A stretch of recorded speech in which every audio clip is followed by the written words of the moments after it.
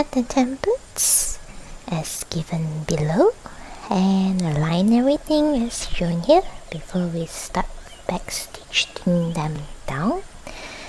As for the back piece, do the same thing, just backstitch the legs and then flip it over and backstitch the little tail.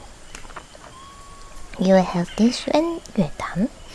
I sew the leg on the other side to hide the stitches and just sew the tail at the end part. Okay, blanket stitch all around and then back stitch on the head. Then do the same thing for the other part. Back stitch the eyes and we'll have this little cutie. Blanket stitch the wings and you can stuff it a little bit. Then combine the two pieces together and blanket stitch all around.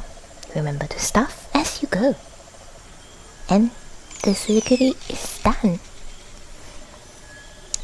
You can change the color to make another one.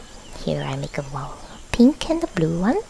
So I would love to see yours when it's done.